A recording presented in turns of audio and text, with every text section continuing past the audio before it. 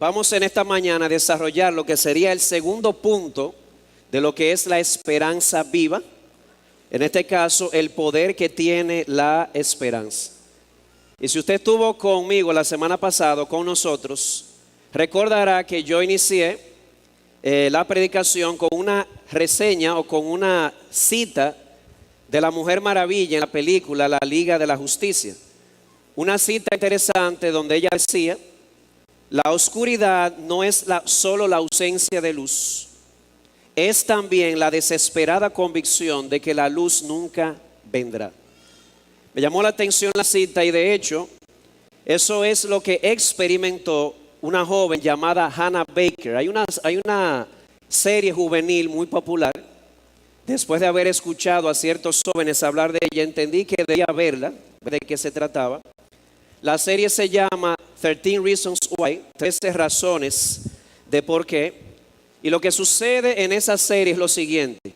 Un joven de bachillerato, un estudiante de bachillerato llamado Clyde Jensen, un día se encuentra un paquete anónimo. Cuando lo destapa se encuentra que es una caja de zapatos y en esa caja de zapatos hay 7 casetes grabados de lado y lado. ¿Y qué tenían esos casetes? Esta joven llamada Hannah Baker se había suicidado y había dejado grabado en esos casetes 13 razones de por qué se había quitado la vida. Básicamente lo que le sucedió es que ella tuvo la desesperada convicción de que la luz no vendría, no había esperanza, así que decidió dar un paso totalmente triste e indeseado, atentó contra su vida y lo logró. Esta jovencita Hannah Baker, al no ver un rayo de luz en el horizonte, al no ver esperanza, atentó contra su vida y lo logró. Y dejó en 7 casetes grabados de lado y lado 13 razones de por qué había atentado contra su vida. Amados hermanos y amigos, esta es la cruda realidad. Usted sea cristiano o no sea cristiano, usted va a experimentar en este mundo caído y pecador el sufrimiento y el maltrato. Amado hermano, escucha, la cruda realidad es esta. Eso de que porque Cristo sufrió yo no voy a sufrir, eso no es bíblico. La Biblia enseña que precisamente porque Jesús sufrió, también nosotros vamos a sufrir en este mundo. La pregunta es, como cristianos que profesamos ser, ¿cómo vamos a responder cuando llegue ese momento? Yo les voy a decir cómo nosotros desearíamos responder, pero lamentablemente cómo respondemos en estas circunstancias. El comentarista Juan Sánchez en su comentario Primera de Pedro para ti dice lo siguiente: hablando de nuestras reacciones en el sufrimiento y en el maltrato, él dice: todos esperamos responder como todos esos santos descritos en el libro de los mártires de John Fox, con aceptación, con valentía y con convicción.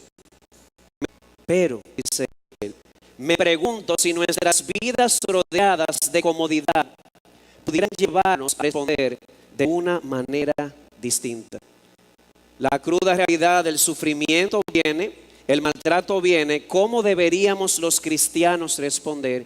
Quisiéramos responder como estos santos mártires, pero la triste realidad es que muchas veces no es así. Te pregunto de nuevo, ¿cómo estás respondiendo ante el dolor? ¿Cómo estás respondiendo ante las pruebas, ante el sufrimiento, ante el maltrato? ¿Estás respondiendo con ira, con amargura, gritería y maledicencia? Porque a veces respondemos al ataque, respondemos a la opresión o al maltrato con ataque. ¿O estás por otro lado respondiendo con una indiferencia estoica, como si el sufrimiento no fuese real en tu vida? Por más estoico o estoica que pretendas ser, el sufrimiento está ahí y no lo vas a poder evadir ni negar. O por otro lado, ¿estás respondiendo como Hannah Baker con desesperanza? Una desesperanza tal que cuando miras el horizonte no ves la luz al final del túnel. Y déjame decirte algo y no me malentiendas. La reacción de Hannah Baker en la serie no tiene justificación, pero sí tiene una explicación. Como alguien ha dicho, la respuesta del mundo y la de Hannah Baker se entiende por una sencilla razón, porque el mundo no tiene esperanza. Al no ver esperanza, al tener la desesperada convicción de que la luz no vendrá, definitivamente podemos esperar, aunque no deberíamos, respuestas como la de Baker. Pero aquellos que tenemos una esperanza viva a través de la resurrección de Jesucristo, no tenemos por qué responder de la misma forma. No tenemos por qué responder con ira, amargura, gritería, maledicencia. No tenemos por qué responder con indiferencia, creando una coraza. No tenemos por qué responder con desesperanzas. De hecho, a través de los versículos 3 al 12, vamos a ver una vez más que tenemos, utilizando el título de la serie, Many Reasons Why. Tenemos muchas razones por las cuales no solamente estar firmes, sino también muchas razones por las cuales estar alegres aún en medio de esas pruebas. Pastor, ¿y usted me puede recordar alguna de esas many reasons, alguna de esas muchas razones por las cuales el creyente debería estar alegre? Y no alegre, no, grandemente alegre, como vamos a ver más adelante. Bueno, los versículos 3 al 5 mencionamos las siguientes. Cuando usted estaba muerto en delitos y pecados, Dios en su gran misericordia le hizo nacer de nuevo. Segundo, vimos, nos hizo nacer de nuevo para una esperanza viva, no un simple deseo de algo futuro, una certeza real, una esperanza viva y productiva. Vimos que esa esperanza es posible porque Dios levantó a Jesucristo de entre los muertos. Más de 500 personas lo vieron vivo y hasta lo tocaron. Amado hermano, Dios lo resucitó para darte una esperanza viva. Por esa esperanza viva tenemos una herencia incorruptible, inmarchitable, inmarcesible en los cielos, que ninguna aflicción o prueba de este mundo te va a poder quitar. Y arriba de eso, mientras llega la consumación o mientras esperamos esa herencia que Dios tiene para nosotros, Dios se encargará personalmente de usar su poder para preservarnos y obtener esa herencia, de modo que no hay forma de que podamos perderla. ¿Ves que hay many reasons why? Que hay muchas razones para permanecer firmes y alegres. Tienes una esperanza viva. Tienes una herencia incorruptible en los cielos, que ni la polilla ni el orín, ni los ladrones ni la muerte, ni lo presente ni lo porvenir, ni ningún sufrimiento en este mundo te va a poder quitar. Tienes muchas razones por las cuales alegrarte. Pero aquí viene one reason more. Vamos a usar el mismo lenguaje de la serie.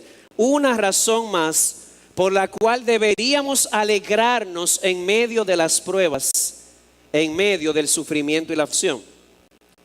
John Piper lo pone de la siguiente forma, y es lo que veremos en los versículos 6 al 10. Una razón más, y es que la angustia misma tiene una parte en la preparación para disfrutar dicha herencia de una manera más plena. ¿Cómo así? Versículos 3 al 5, alégrate en esto. Tienes una herencia incorruptible que nadie te la va a quitar.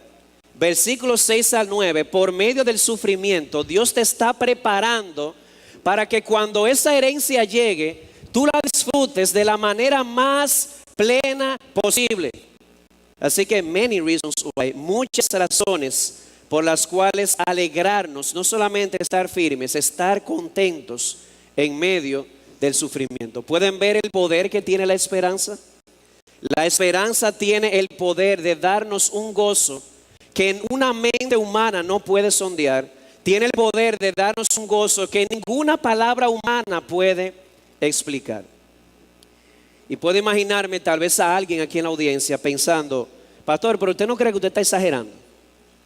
O sea, ¿no le parece que Pedro está exagerando? Que en medio de angustias reales, en medio de un dolor real, de una prueba real, nosotros no solamente podemos estar firmes, sino también grandemente alegres, grandemente contentos y gozosos. Bueno, si esa es tu postura, si tú piensas que estoy exagerando, si tú piensas que Pedro está exagerando, te voy a dar dos cosas para que las consideres en esta mañana. En primer lugar, te pido y te ruego, considera la paradoja de la prueba. ¿Qué es una paradoja? Una paradoja es una aparente contradicción. No lo es, pero aparenta. Ahora yo te pido, considera la paradoja de la prueba. ¿Cuál paradoja? Dice el versículo 6, en lo cual. Cuando dice en lo cual, ¿se refiere a qué? A la esperanza. A esa esperanza viva que tenemos, a esa herencia incorruptible que nadie nos puede quitar, que está reservada en los siglos para nosotros. En eso, dice el texto, ustedes os regocijáis grandemente. Lo ven que no estamos exagerando. Os regocijáis grandemente, aunque ahora, por un tiempo, por un poco de tiempo, si es necesario, seáis afligidos con diversas pruebas. ¿Ven la paradoja?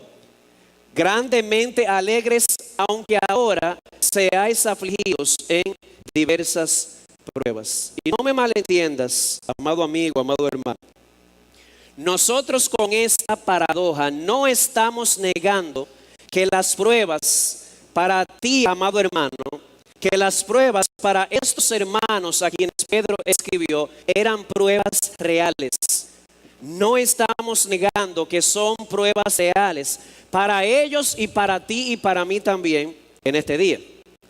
De hecho, Pedro es lo suficientemente realista como para aclarar, número uno, que esas pruebas eran dolorosas. Puedes ver la paradoja, grandemente alegre, mientras ahora seáis afligidos. Esa palabra afligidos literalmente significa ponerse triste, ponerse penoso, ponerse cargado, ponerse afligido. Eso es lo que significa. Los zapatos de estos hermanos estaban experimentando diversas pruebas, como veremos. Y esas pruebas externas están produciendo aflicción interna. Realmente experimentaron la pena, experimentaron el dolor, y yo te aseguro que tú también. Esas circunstancias externas que puedes estar viendo en ese momento te pueden estar afectando internamente. Eso no puede ser negado. Juan Sánchez dice una vez más en su comentario de 1 de Pedro: el llamado a un gozo indescriptible, como el que se acaba de mencionar, no niega la realidad del sufrimiento. Sufrimos en las pruebas. En ningún lugar de la Biblia se niega el sufrimiento y la tristeza del cristiano. De hecho, muchos salmos nos enseñan a expresar nuestra aflicción con honestidad, mientras al mismo tiempo nos aferramos a la esperanza en Dios. Así que si en un momento, amado hermano, en medio de la prueba, tú tienes la suficiente honestidad de abrir tu boca y decir, me duele, siento que no puedo, no sientas vergüenza por eso. Es todo lo contrario. Independientemente del gozo inefable que la Biblia nos promete en medio de las pruebas son una realidad. Las pruebas nos producen dolor y la Biblia dice que no debemos negar ese dolor, sino con un corazón sincero, expresar ese dolor de una manera honesta, de una manera sincera y de una manera humilde, delante de Dios y delante de nuestros hermanos. Pero no solamente estas pruebas eran dolorosas, estas pruebas también eran diversas. Pedro dice, aunque ahora si es necesario, tengáis que ser afligidos en diversas pruebas. Esa es una palabra muy colorida. La palabra diversas literalmente significa de muchos colores.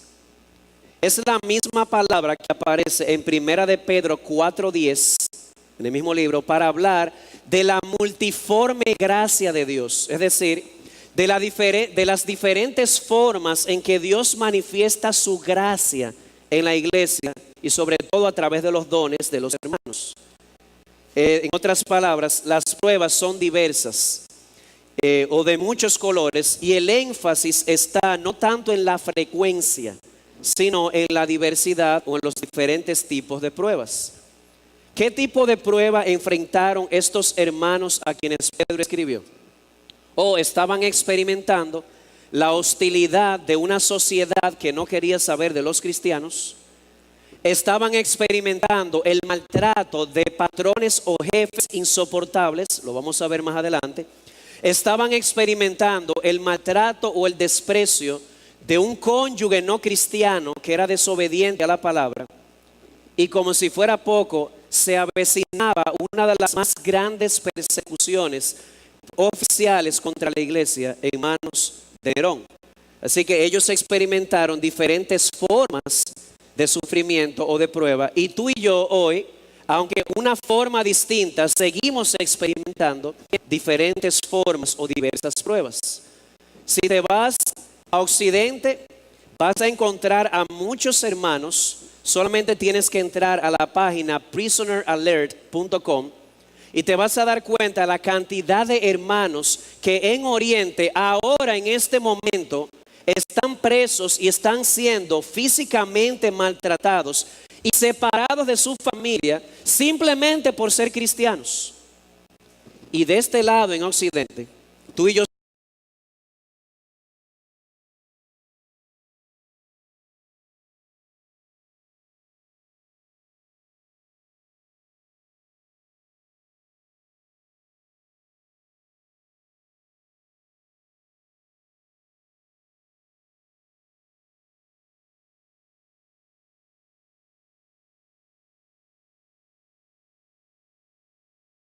aquí el miércoles para ver el video. Si no lo viste, te lo recomiendo. Búscalo en YouTube, búscalo en internet. En Occidente también estamos experimentando el sufrimiento. ¿Cuál? La oposición, el maltrato y el desprecio de personas que no soportan y no toleran nuestras opiniones acerca del matrimonio como Dios lo ha establecido, acerca de la dignidad de la vida y no al aborto, y acerca de muchas cosas simplemente por expresar lo que creemos, por amor a Cristo y a su palabra. Estamos experimentando, tal vez no maltrato físico, pero sí de una manera u otra, un maltrato espiritual, un desprecio, una presión en el trabajo, en la universidad. Solamente di que tú eres creacionista en la universidad y en el colegio y te vas a dar cuenta de lo que estoy hablando. Intolerancia.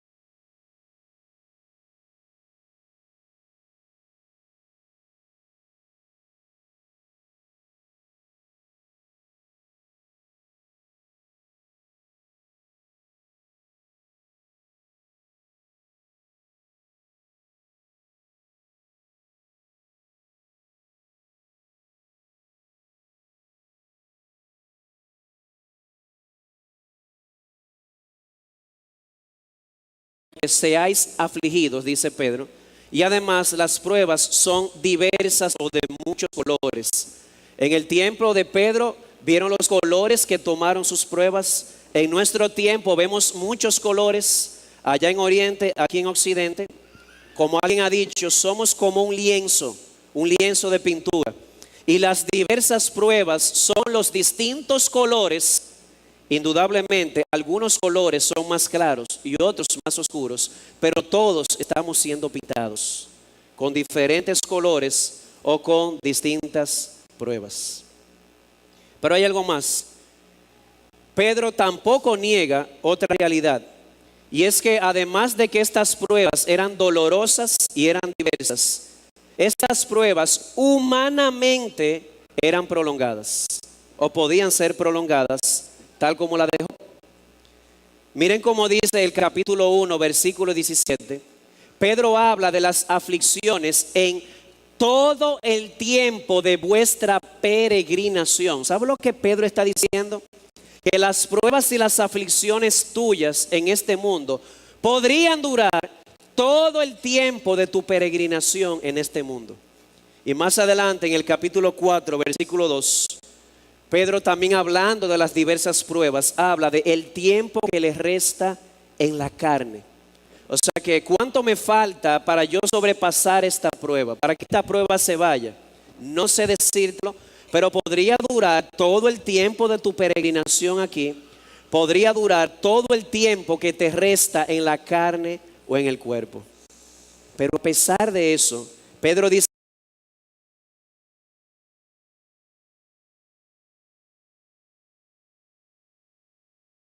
a su familia: ¿en serio, pastor? Yo, Pedro, por un poco de tiempo. Mira, déjame explicar. Te concedo que las pruebas, humanamente hablando, pueden verse prolongadas. Te concedo que en un mar muy profundo de aflicción no logras ver la orilla. ¿Entiende? Porque mientras estás es interminable. Es algo agradable, pero que es rápido. Solamente es que experimentes el dolor. Pero ¿hasta cuándo? Yo recuerdo, estando todavía en la playa, resulta que llegamos a esta playa y estas olas parecían el monumento, es una hipérbole, playa, y salgo corriendo. Yo no estoy viendo que hay banderas. Es cuando estoy dentro que me doy cuenta, ay, pero todos tienen tabla de surf, menos yo. Y en un momento el mar me empieza a alar hacia adentro y viene esta ola que parecía un monumento. Bueno, yo voy por abajo, el nadador, sí, ¿verdad? Pero en la medida que yo voy pasando por abajo me voy entrando más. Y en un momento una de esas olas me dio. Yo recuerdo cómo rodé en el fondo y todo estaba bien, ok, sí me dio. Cuando yo saqué la cabeza no logré tomar aire, me agarró la segunda, ahí me asusté. ¿Y sabe qué? De verdad, de verdad, de verdad, sin nadie que me viera, porque eso era agua, agua, agua, agua, agua y arena, elevé la oración más corta y más sincera de toda mi vida. Ayúdame, Señor. La más sincera, ¿saben por qué? Porque no había nadie viéndome, no había quien impresionar. Y fueron solo una cuestión de segundos, pero para mí fue una eternidad. Simplemente quiero ilustrar, yo te entiendo cuando tú dices, ¿cómo que poco tiempo? ¿Hasta cuándo? Es que cuando experimentas el dolor, el tiempo parece prolongarse. Pero Pedro te dice con ternura, no con frialdad, son por un poco de tiempo. ¿Y cómo son por un poco de tiempo? Esto es un asunto de perspectiva.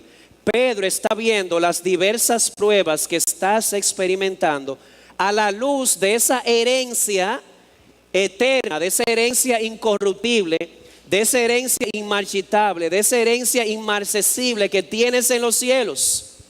Amado hermano, este es solo un punto. La eternidad es toda una línea.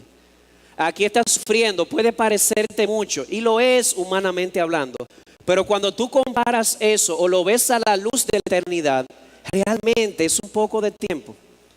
Pablo dice en 1 Corintios, esta leve tribulación momentánea, lo que hace, esta leve tribulación momentánea, lo que hace es producir en nosotros un cada vez y más excelente, eterno peso de gloria. Pablo no estaba negando que las pruebas duraron mucho. Pablo sufrió mucho, de todas las formas posibles, pero él dice, esta leve tribulación momentánea, lo que hace es producir en mí un cada vez y más excelente y eterno peso de gloria. Así que cuando estés experimentando el dolor de las diversas pruebas y venga la pregunta, ¿hasta cuándo? Recuérdale a tu mente, recuérdale a tu corazón que cuando tú comparas este tiempo de pruebas con la herencia que te espera, realmente las pruebas son por un poco de tiempo. Así que cuando hablamos de la paradoja cristiana, del gozo y el dolor, no estamos negando que las tribulaciones, que las aflicciones son reales, son dolorosas, son diversas y humanamente hablando se pueden prolongar, aunque viéndolo en perspectiva son solo por un poco de tiempo. Y es aquí donde viene la otra parte de la paradoja. A pesar de que las pruebas son reales, de que son dolorosas, de que son diversas y a veces prolongadas, paradójicamente hablando, amado amigo y amado hermano, permíteme recordarte, paradójicamente hablando, según Primera de Pedro 1:6, en medio de esas diversas aflicciones dolorosas, podemos gozarnos, y no con cualquier gozo, con un gozo grande, con un gozo inefable y con un gozo glorioso. Mira conmigo ahí mismo en 1 de Pedro 1, versículo 8. A quien sin haberle visto le amáis, y a quien ahora veis, pero no veis, pero creéis en él, y os regocijáis. Regocijo es dos veces gozo, grandemente, con gozo inefable y lleno de gloria. ¿Lo ves? Es un gozo grande, un gozo inefable y un gozo glorioso en medio de la prueba y en medio de la aflicción. Así que bienvenido a la paradoja cristiana de las diversas pruebas y al mismo tiempo un gozo inefable. Steve Byers, en su sermón sobre este texto, dice lo siguiente: el cristianismo bíblico ofrece un acercamiento a la vida donde puedes de hecho abrazar paradojas sin tener que huir de ellas. Puedes ser honesto acerca de la profundidad de tu prueba, de la profundidad de tu dolor, de la variedad de tamaños y formas en las que las pruebas vienen a tu vida. Pero al mismo tiempo puedes encontrar many reasons why, le agrego yo, o muchas formas para enfrentar las pruebas de una manera victoriosa. Termina la cita. La Biblia lo dice y la Escritura lo confirma. Mira lo que sucedió con estos hermanos que estaban siendo maltratados y fueron encarcelados por simplemente predicar en el nombre de Jesús.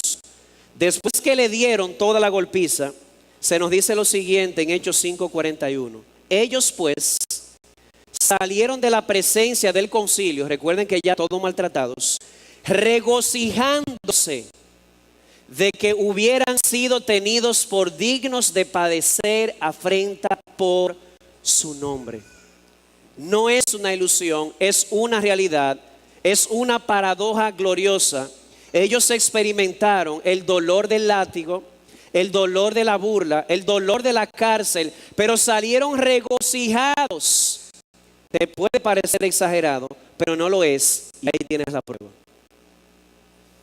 Así que el punto es que, como se dijo en la introducción, tenemos many reasons why, tenemos muchas razones por las cuales ser las personas más felices de todo el universo. No se me olvida una ilustración de William Mackenzie en Minnesota, una vez que estuve allá. Creo que su hijo le preguntaba: papi, ¿ese burro es cristiano? Y le dice: no. ¿Y por qué? Dice: porque tiene la cara de aburrido. ¿Es esa la imagen que estamos proyectando? Amado hermano, deberíamos ser las personas más felices del mundo. Y usted preguntará: why? Te voy a decir many reasons why. Cuando estabas muerto te dieron vida, te dieron una esperanza viva porque Dios resucitó a Jesús. Dios tiene para ti una herencia incorruptible que nada ni nadie te va a quitar y está reservada para ti. Y mientras tanto, mientras eso sucede, Dios te está preparando para recibirla en gloria. Tienes muchas razones para abrazar con valentía esta gran paradoja de un gozo inefable, glorioso y grande en medio de diversas aflicciones que nos causan dolor. Así que eso nos lleva a one reason more, una razón más por la cual gozarnos. Y esta razón me lleva a la segunda consideración. Yo te pedí que consideraras conmigo la paradoja de la prueba. Ahora yo te pido que consideres conmigo el propósito de la prueba. Porque es aquí en el propósito donde está la otra razón que Pablo da para gozarnos de manera grande, inefable y gloriosa mientras somos afligidos en diversas pruebas. Versículos 6 y 7. El versículo 6 comienza diciendo: si es necesario. Y el 7 agrega: para que la prueba de vuestra fe, más preciosa que el oro que perece, aunque probado por fuego, sea hallada que resulte en alabanza, gloria y honor en la revelación de Jesucristo. Amado hermano y amado amigo, las pruebas son necesarias. Nota, dice: si es necesario. Las pruebas son necesarias. Y eso levanta una pregunta de inmediato: ¿Quién determina esa necesidad? ¿Quién dice que son necesarias? Dios lo dice. Dios lo dice. Mira dos referencias dentro de Primera de Pedro.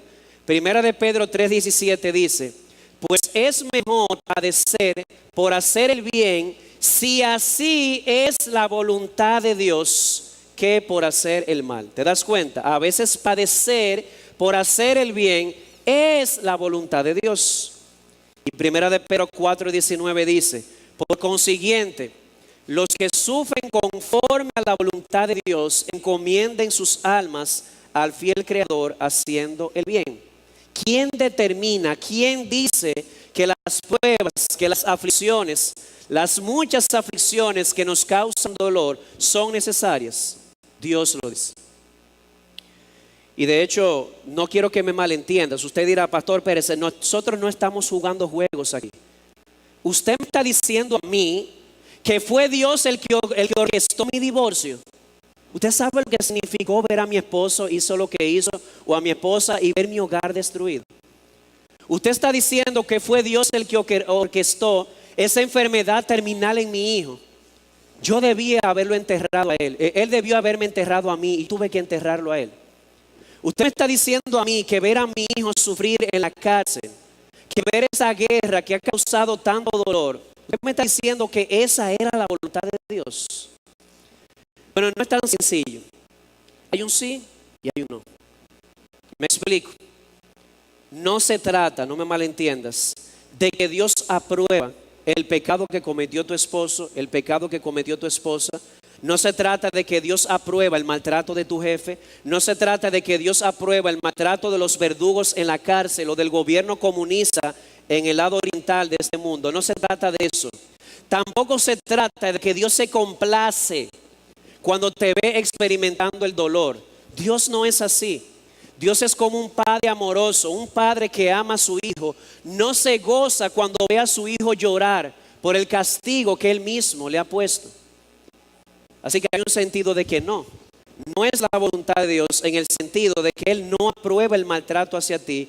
No es la voluntad de Dios en el sentido de que Él no se deleita en verte sufrir, en verte clamar. Se trata de que es su voluntad. Porque así como un padre tiene que disciplinar a su hijo aunque le duela, porque es necesario para prepararlo para el mundo, Dios también, como Padre amoroso, con lágrimas en sus ojos, tiene que prepararnos para la gloria venidera. Él no lo disfruta, no disfruta verte en dolor. Él no disfruta viendo a otros oprimiéndote o haciéndote daño. Pero de algo yo estoy seguro: por medio de esto, Dios te está preparando para que cuando llegue el momento de la herencia, puedas disfrutar de esa herencia de una manera plena. ¿Qué, pastor? Dios es el que dice que son necesarias. Pero ¿me puede decir por qué son necesarias? Pedro lo dice. Las pruebas son necesarias precisamente porque nos preparan para esa herencia que se acerca. Dice el versículo 7 y luego el 9. Para que esa fe sea hallada, que resulta en alabanza, gloria y honor en la revelación de Jesucristo. ¿Cómo así? Imagínate que llegas a la presencia de Cristo en el tribunal divino, cuando Él se manifieste o se revele, y escuches estas palabras en tu mente y en tu corazón, de parte de Jesús: bien, buen siervo fiel. En lo poco has sido fiel, en lo mucho te pondré. Entra en el gozo de tu Señor. Prepárate, porque si eres fiel, esas son las palabras que vas a escuchar. Y luego dice el 9: obteniendo como resultado de vuestra fe la salvación de vuestras almas. En este caso le está hablando del aspecto futuro de esa salvación que nos espera. Así que las pruebas, Dios dice que son necesarias, y son necesarias porque nos preparan para el futuro. Pastor, pero ¿en qué consiste esa preparación? ¿Cómo es que Dios me prepara por las pruebas para yo disfrutar de manera plena de esa esperanza en aquel día? Bueno, Pedro dice en el versículo 7: para que la prueba de vuestra fe. La prueba que Dios utiliza consiste en esto: es la prueba de tu fe. Y a propósito de esto, ¿qué es la fe? Estamos acostumbrados a la famosa descripción que el autor de Hebreos da en Hebreos 11:1. Es pues la fe, la certeza de lo que se espera, la convicción de lo que no se ve. Ustedes saben que Pedro da aquí una descripción de la fe verdadera muy parecida a la del apóstol en Hebreos. ¿Cuál es la esencia de esa fe? O la descripción. Dice el versículo 8. A quien sin haberle visto, la convicción de lo que no se ve, a quien sin haberle visto le amáis, y a quien ahora no veis, pero creéis en él y os regocijáis grandemente con gozo inefable y lleno de gloria. Según Pedro, en ese versículo, ¿cuál es el objeto de la verdadera fe? Cristo. Cuando él dice a quién, él está hablando de Jesucristo. ¿Y cuál es la esencia de la verdadera fe? Vimos que el objeto es Cristo, pero ¿cuál es la esencia o la manifestación de la verdadera fe? Pedro dice, amor, confianza y gozo en ese Cristo, aunque todavía no lo estamos viendo con los ojos de la cara. Vuelvo y repito. Dice el versículo 8, a quien sin haberle visto le amáis, y a quien ahora no veis, pero creéis en él, lo aman, confían en sus promesas, lo ven como precioso, lo disfrutan, lo ven como totalmente fiel en todas sus promesas, y eso les lleva a gozarse en su fidelidad y en su belleza, y eso a pesar de que no le ven. ¿Ven la descripción de Pedro de la verdadera fe? La verdadera fe consiste en esto: mi objeto es Cristo, y la manifestación de esa verdadera fe es que yo lo amo, es que yo confío en él, es que yo me gozo en él, aunque ahora no pueda verlo con los ojos de la carne. Ahora, porque un día le veremos tal como él es, dice el apóstol Juan. ¿Y cuál es el punto? Este es el punto que quiero resaltar. Esa fe en Cristo, que lo ama, que confía en él y que se goza en él, esa fe no siempre está pura. Si usted y yo somos sinceros, no siempre amamos a Jesús como él merece ser amado. No siempre confiamos en él como él merece ser confiado. No siempre nos gozamos en él como deberíamos gozarnos. John Piper comenta al respecto: en nuestra fe hay elementos de murmuración y de pesimismo. Hay tendencias de amar, agrego yo, y confiar en el dinero, en la posición y en la popularidad y en otras cosas más que en Jesús. Así que velo uniendo. ¿Qué es la fe según Pedro? Bueno, la fe es enfocada en Jesús. Yo lo amo, yo confío en él, yo me gozo en él, pero la realidad es que nuestra fe, la tuya y la mía, no son tan puras. No lo amamos, no confiamos y no nos gozamos en él como deberíamos. Parecería que amamos más otras cosas. Las guerras y los pleitos entre nosotros, ¿qué reflejan? Que amamos más las cosas de este mundo que a Jesús mismo. Amados hermanos, cuando nos desesperamos en medio de una leve tribulación, ¿qué estamos evidenciando? Que no confiamos en las promesas de Dios cuando Él dice: ninguna tentación viene a tu vida que no sea humana. Confía en mí, yo te voy a dar la salida. Pero confiamos más en el método carnal. Si somos sinceros, hay muchas otras cosas que parecen darnos más gozo que Cristo. ¿Y quieres ver la evidencia de eso? Ven los miércoles. Y yo no quiero cargarte. Sí, quiero cargarte, definitivamente. Decimos que amamos a Jesús. Decimos que confiamos en Él y en el poder de la oración. Decimos que Él es nuestro gozo y preferimos 1000 veces estar en otro lugar el domingo a la noche o el miércoles de oración que aquí en la iglesia. Hermano, tu fe y la mía también no son muy puras como creíamos. Pero ahí vienen las pruebas. Las pruebas tienen como propósito purificar nuestra fe. La fe, las pruebas en primer lugar verifican que nuestra fe es genuina. De hecho, en Mateo 13, versículos 20 al 21, se nos dice lo siguiente. Hablando de la parábola del sembrador, hubo una semilla que cayó en pedregales y que brotó rápidamente, pero como no tenía raíz, cuando vino el sol y el calor se secó. Jesús dice: así es la fe de muchos. Es una fe temporal. Vienen a la iglesia y wow, qué crecimiento aparentemente se ve, cuánto gozo. Pero cuando aparece el sol de la adversidad, cuando aparece el calor de la prueba, se secan porque nunca hubo raíz. Se acerca una gran tormenta, hermano. Se acerca un gran calor. Se acerca una tribulación. Y para ser sincero, nunca había visto tanta apostasía entre jóvenes como la que estoy viendo hoy, en todos los sentidos de la palabra. Dios está usando estas pruebas para verificar la genuinidad de nuestra fe. El sol de la prueba mostrará quiénes aquí habían edificado sobre la roca o tal vez edificaste sobre la arena. Toma esto como una advertencia de una persona que te ama. Yo no estoy hablando de mí, estoy hablando de Jesús. Las pruebas son necesarias porque verifican si mi fe, porque yo digo amar a Jesús, yo digo confiar en Él, yo digo gozarme en Él. Vamos a ver si es verdad. El sol de la prueba lo mostrará. Además, las pruebas purifican nuestra fe. ¿Para qué?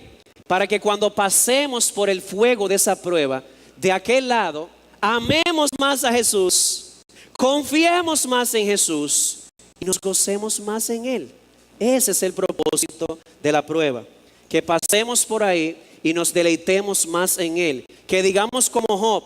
Job sí sufrió en esta vida, sufrimiento de todo tipo. Perdió a sus hijos, perdió sus bienes, perdió a su esposa, perdió la salud, perdió el sueño. Y cuando dormía venían pesadillas. Y él luchó mucho con el dolor. Y cuando atravesó esa prueba que quedó clara que su fe era genuina, él dijo lo siguiente: yo pensaba que yo te conocía, Señor. Ahora mis ojos te ven. Las pruebas tienen ese propósito en tu vida. Gózate.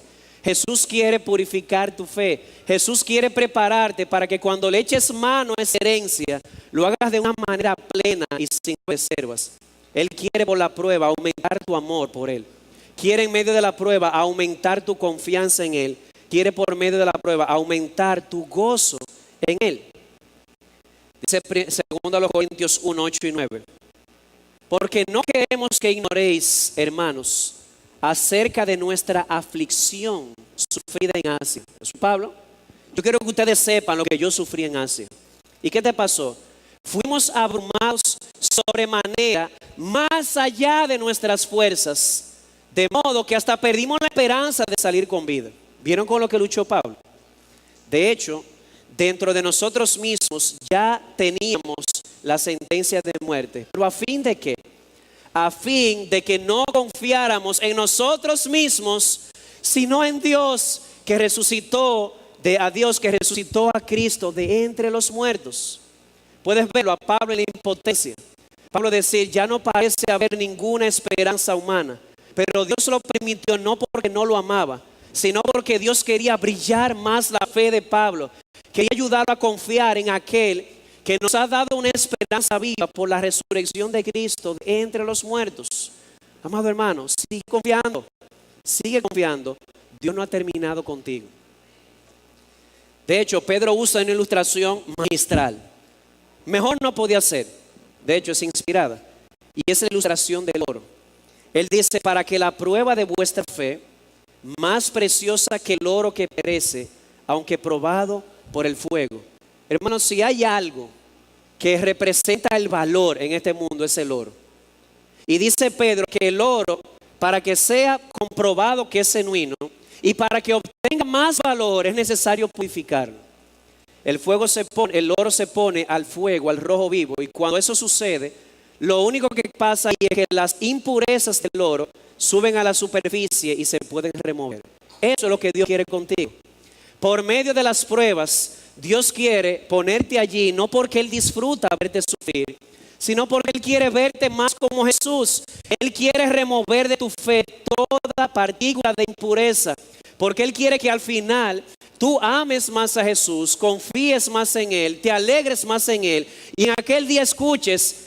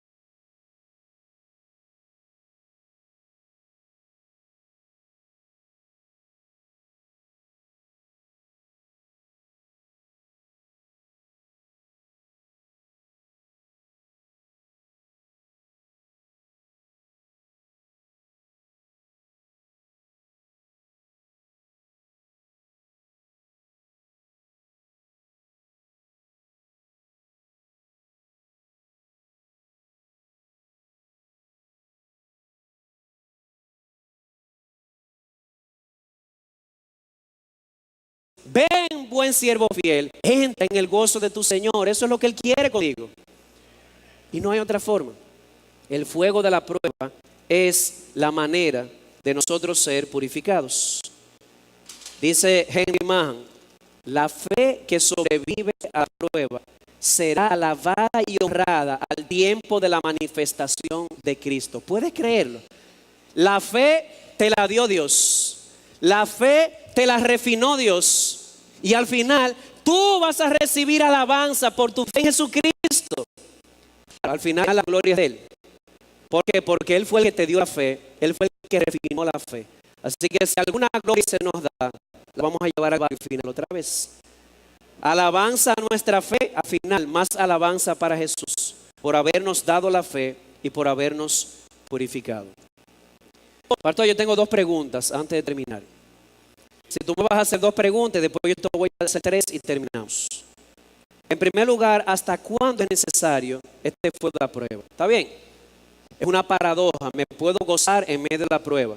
Está bien, considera lo segundo, el propósito de Dios es para bien. Pero ¿hasta cuándo? ¿Hasta cuándo es necesario? Bueno, Romanos 8, 28 y 29, un pasaje muy conocido, y me pregunto si será también entendido. Dice, a los que aman a Dios, todas las cosas les ayudan a bien. Sí, pero no se olvide el por qué. ¿Y por qué? Porque a los que de antemano conoció, también los predestinó para que sean hechos conforme a la imagen de su Hijo. Y de hecho la ilustración del oro es muy reveladora. Se dice por ahí que según los que trabajan con este metal, ellos ponen el metal en el fuego y ellos saben que ya es el momento preciso de retirarlo, porque comienzan a ver sus rostros reflejándose en el oro. Cuando ya lo ven reflejándose, dicen es el momento y lo sacan.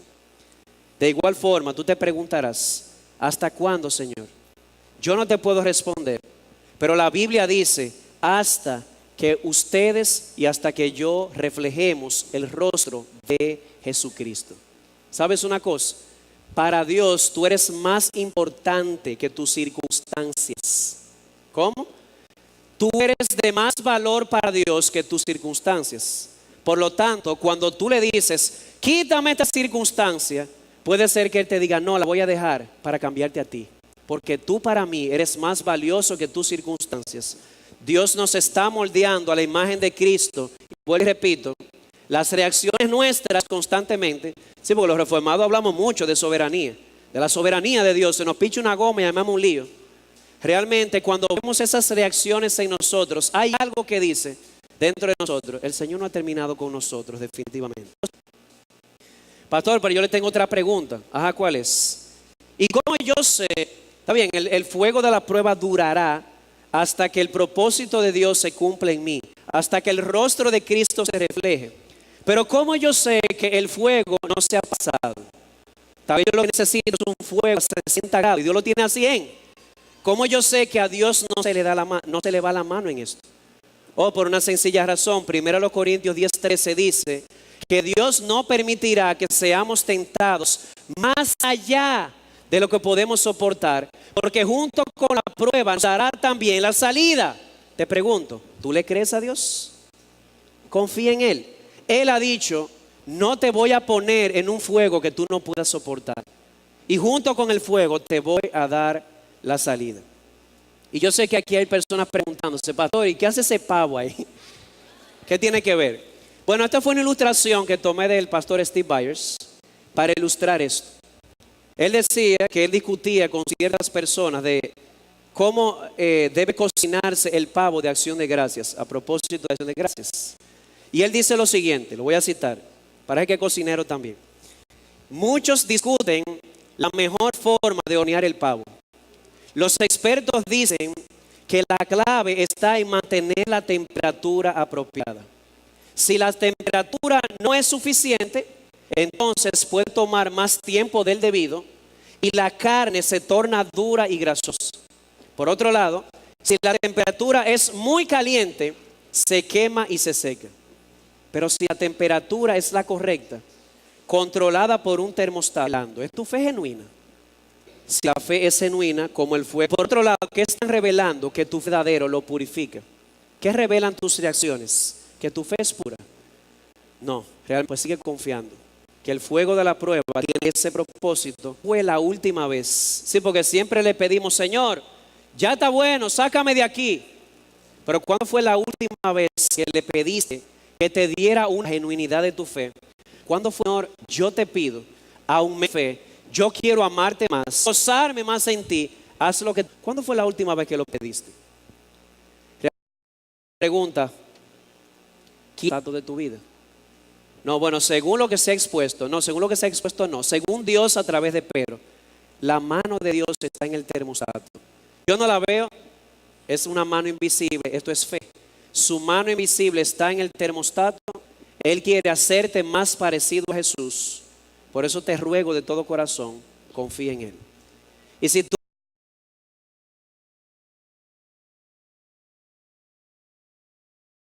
vamos en esta mañana a desarrollar lo que sería el segundo punto de lo que es la esperanza viva. En este caso, el poder que tiene la esperanza. Y si usted estuvo conmigo la semana pasada, con nosotros, recordará que yo inicié la predicación con una reseña o con una cita de la Mujer Maravilla en la película La Liga de la Justicia. Una cita interesante donde ella decía: la oscuridad no es solo la ausencia de luz, es también la desesperada convicción de que la luz nunca vendrá. Me llamó la atención la cita y de hecho eso es lo que experimentó una joven llamada Hannah Baker. Hay una serie juvenil muy popular. Después de haber escuchado a ciertos jóvenes hablar de ella, entendí que debía verla, de qué se trataba. La serie se llama 13 Reasons Why, 13 razones de por qué. Y lo que sucede en esa serie es lo siguiente.